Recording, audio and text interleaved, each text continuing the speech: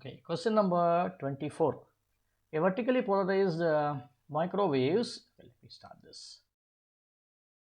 Vertically polarized microwaves are emitted from a source.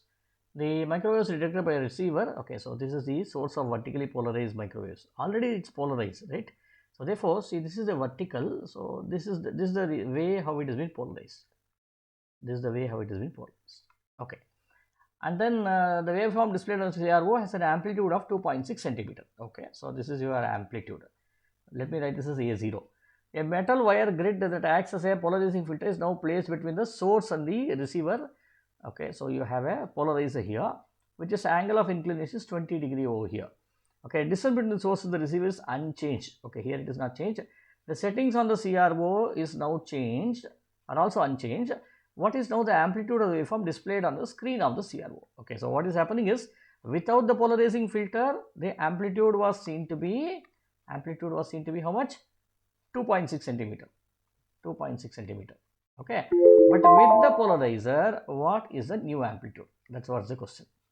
Okay, so towards it, since it's already been polarized, when it passes through the polarizer, I can now write the intensity. Suppose if this is the intensity I0, here it will be I0 cos squared 20 over here will be the intensity. Okay, now what we do is, we know intensity is related to amplitude square. So therefore, A dash square, okay, is equal to I0 cos squared 20, or I can now write this I0 as A0 square cos square 20. A dash square is equal to so much. In other words, A dash is equal to what? A dash should be equal to A0 cos 20. Let us substitute all the values, that's it. So this should be 2.6 centimeter into cos 20. So what is that value? Let us substitute it. So I get 20 here, and cos of this 20 will be 0.93969.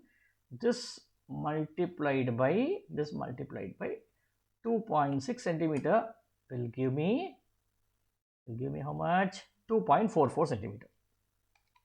2.4 centimeter. So which is the right answer here? D. Okay.